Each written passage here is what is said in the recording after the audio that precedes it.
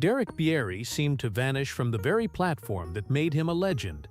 One day he's reviving dead cars in his Minnesota garage with nothing but duct tape and determination. The next he's signing deals with corporate giants and packing up his entire life. Fans started whispering. Some said he sold out. Others claimed legal troubles forced him underground. The truth? It's way more complicated than anyone expected. What really went down with the Vice Grip garage creator isn't just about one man's journey. It's about what happens when your blue-collar hustle meets big business pressure. Before Derek Bieri became the guy who could resurrect any junkyard relic, he was drowning in spreadsheets and boardroom meetings. Picture this: a farm kid from rural North Dakota who grew up fixing combines with whatever rusty parts his grandfather had lying around, now wearing a suit and playing the corporate game. He'd climbed the ladder, landed those executive positions everyone dreams about, and felt absolutely miserable doing it. His hands missed the grease. His soul craved the garage. Every night after work, Derek would watch shows like Roadkill and think about what could have been. Then one random evening in 2018, something snapped. He grabbed his busted iPhone, literally taped it to his garage door, and decided to film himself dropping a small block engine into a Camaro. No fancy equipment, no production crew, just a guy doing what he loved, hoping maybe someone out there would care. That decision cost him everything secure. Walking away from a corporate salary isn't just risky, it's terrifying when you've got a wife and 3 kids depending on you. But Derek had grown up on a farm where nothing came easy, where you fixed what broke because there wasn't money to replace it. That same resourcefulness told him he could make this work. The early videos were rough around the edges, the lighting sucked, the audio was questionable, but viewers didn't care about production value, they cared about authenticity. Here was a guy who talked like a real person, made mistakes on camera, and showed you the unglamorous truth about car restoration. No million-dollar builds, no pristine garage setups, just honest wrenching with a budget that regular folks could actually relate to. Within months, Vice Grip Garage started pulling serious numbers, and Derek realized he'd made the right call. But that's when things got complicated. When Derek announced his partnership with Motor Trend in 2022 for a show called Roadworthy Rescues, the comment sections exploded. Half his fan base celebrated. Their guy was going mainstream. The other half felt betrayed, convinced he'd just sold his soul to the very corporate machine he'd escaped from. The concerns weren't baseless. Motor Trend had a reputation for chewing up and spitting out automotive creators. Fans watched it happen to other YouTubers who signed similar deals, only to see their content suffer under network demands and ridiculous scheduling conflicts. People loved Derek specifically because he wasn't polished or corporate. He was rough, real, and unapologetically himself. Now he was climbing into bed with a network known for overproduction and manufactured drama. What made it worse was the timing. Derek seemed less active on his YouTube channel right as the Motor Trend news dropped. Videos slowed down. The gaps between uploads grew longer. Dedicated fans who'd been there since the taped iPhone days started panicking. Message boards filled with speculation. Was Motor Trend restricting his YouTube content? Had they bought him out completely? Some even suggested contractual obligations were silencing the creator they loved. Derek tried addressing the concerns, explaining that Roadworthy Rescues would focus on revivals while Vice Grip Garage would continue independently. He promised creative control, swore he wouldn't change his style, and insisted he could handle both platforms. But words mean nothing when your upload schedule tells a different story. The reality hit hard. Producing content for a major network while maintaining an independent YouTube channel meant working over 100 hours every single week. That's not hustle, that's unsustainable. Fans didn't see the exhaustion or the family sacrifices happening behind the scenes. They just saw their favorite creator seemingly abandoning the platform that built him. The frustration boiled over into accusations of selling out, of choosing money over community. And just when tensions peaked, Derek made another move that sent the rumor mill into overdrive. Nothing fuels internet speculation quite like a sudden relocation. And when Derek announced his family was leaving Minnesota for Tennessee, theories erupted everywhere. Legal troubles, financial collapse, marital problems, contract disputes with Motor Trend. Every armchair detective had a theory, and none of them were kind. The timing seemed suspicious. Derek's upload frequency had already dropped. The Motor Trend deal had fans on edge. Now he's suddenly packing up his entire garage operation and moving states. People connected dots that didn't exist, convinced something serious was forcing the Bieri family to flee. Forums filled with claims about lawsuits and investigations. Some even pointed to his truck nicknamed Lawsuit as evidence of legal drama, completely missing that it was just a playful name for a beat-up restoration project. The real reason was almost disappointingly normal. They wanted land for their kids. Jessica and Derek both grew up in rural farm settings and wanted that same environment for their 3 boys. Minnesota had become too restrictive. Derek mentioned how he couldn't even ride a snowmobile on his own property without neighbors calling the cops. They craved space, freedom, and a place where their kids could grow up wrenching on dirt bikes and go-karts without constant complaints. Tennessee offered everything Minnesota couldn't: cheaper land, more privacy, better weather, and a thriving automotive community. No drama, no scandal, just a family choosing quality of life over convenience. But try telling that to an internet convinced there's always a darker story lurking beneath the surface. Derek addressed the rumors directly, probably frustrated that such a straightforward family decision had morphed into conspiracy theories. He assured fans Vice Grip Garage would continue exactly as before, just with a different backdrop. The move meant building a new shop from scratch, which explained some of the content gaps fans had noticed. Yet even with the explanation laid out clearly, some viewers refused to believe it. The damage was done. Derek's reputation had taken hits he never saw coming. Here's what doesn't make it into the highlight reels. Derek Bieri works 7 days a week, averaging well over 100 hours, trying to satisfy 2 completely different audiences with 2 completely different shows. That's not dedication, that's borderline self-destruction. Vice Grip Garage thrives on spontaneity and authenticity. Derek films himself, edits on his own timeline, and keeps everything raw and relatable. Roadworthy Rescues demands the opposite: production schedules, network approval, proper filming crews, and corporate oversight. Balancing these conflicting worlds means Derek's constantly switching gears, never fully present in either space.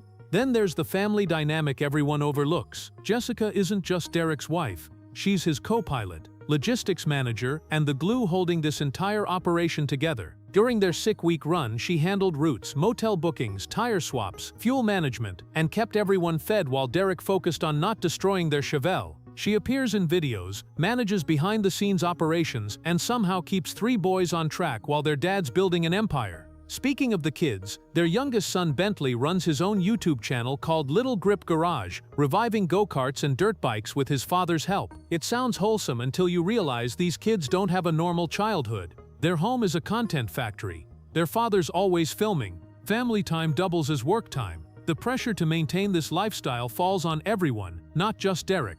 Critics love celebrating Derek's success without acknowledging what it costs: missing regular family dinners, canceling plans because a video deadline looms, watching your kids grow up through camera viewfinders instead of being fully present. Jessica's hinted at the challenges in interviews, admitting the grind is exhausting even when you love what you're doing. The Motor Trend deal intensified everything. Now Derek's not just managing his own brand, he's meeting network expectations, hitting contractual obligations, and trying to prove he can handle both worlds without compromising either. Most creators would crack under that pressure. The question isn't whether Derek can maintain this pace, it's how long before something gives.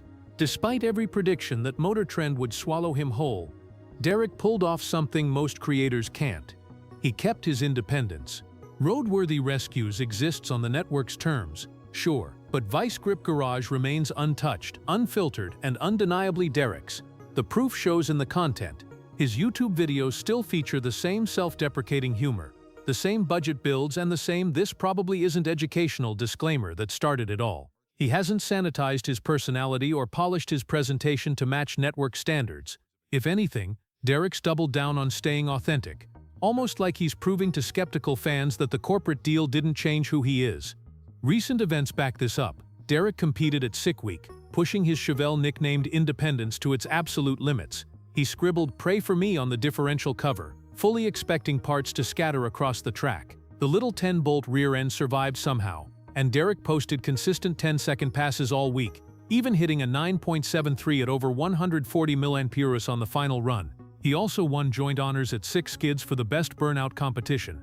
That's not a guy playing it safe for corporate sponsors. That's someone who still remembers why he started this whole thing. His subscriber count keeps climbing, currently sitting at over 2.3 million. Video views remain strong. Merchandise sales through his website continue funding the operation. The fan base that worried he'd abandon them, they're still here, still engaged, still trusting that Derek hasn't lost sight of his roots. The Motor Trend deal ended up being exactly what Derek claimed it would be: a parallel project that funds bigger adventures without compromising his core brand. He's managed to have both worlds, which is rare in this space. Most creators who sign with networks either fade into obscurity or become watered-down versions of themselves.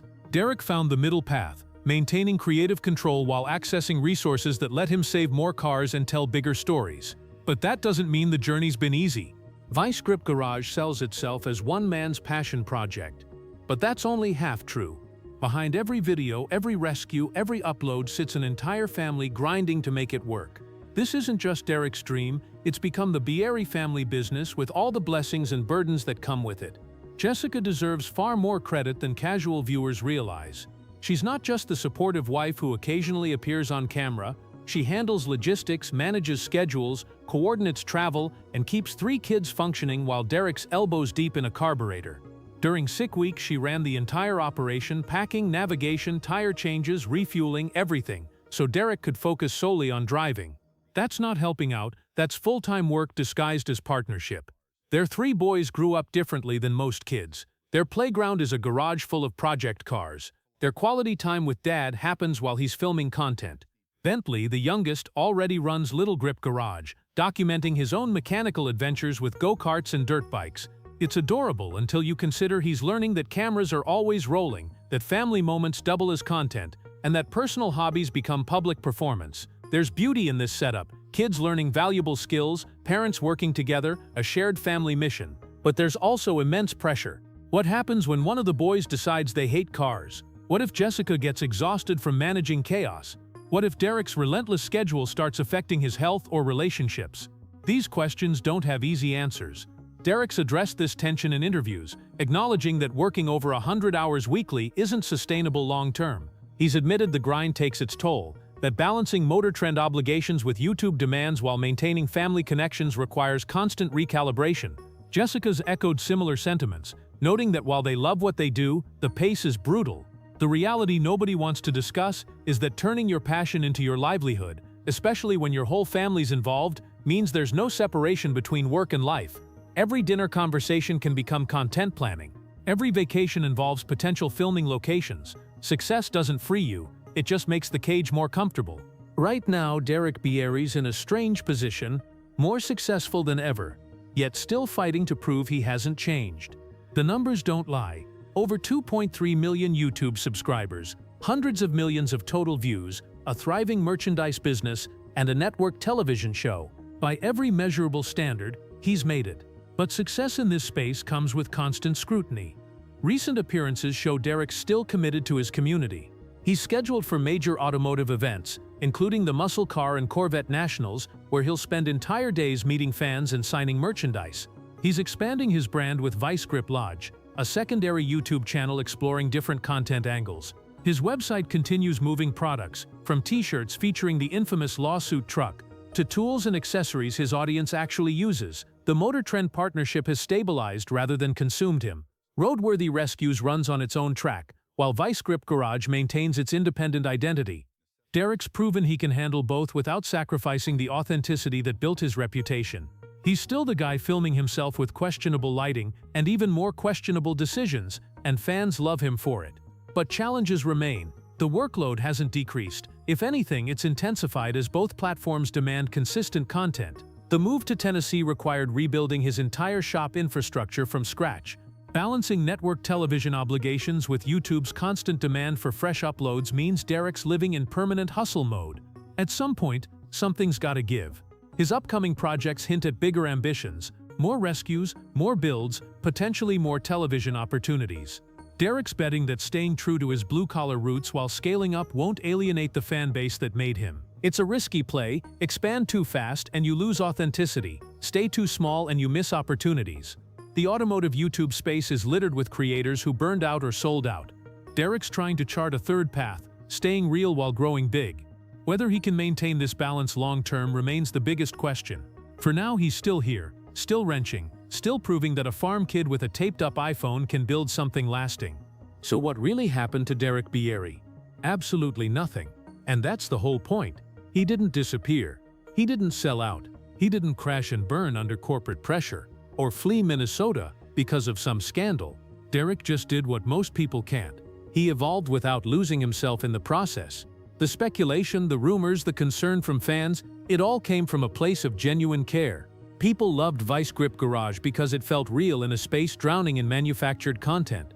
When Derek signed with Motor Trend and moved states, viewers worried they'd lose the creator who spoke their language. That fear was valid, even if it turned out to be unfounded. Derek's journey reveals something crucial about modern content creation. Success doesn't look like it used to.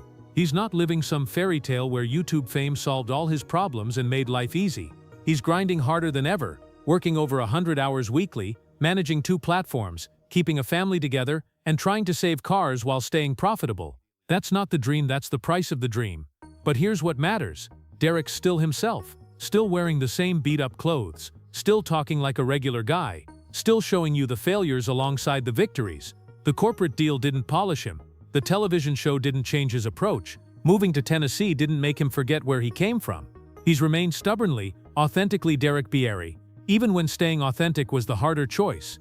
His story isn't about what happened to him, it's about what didn't happen. He didn't compromise, didn't fake it, didn't let success sand down his rough edges to appeal to a broader audience.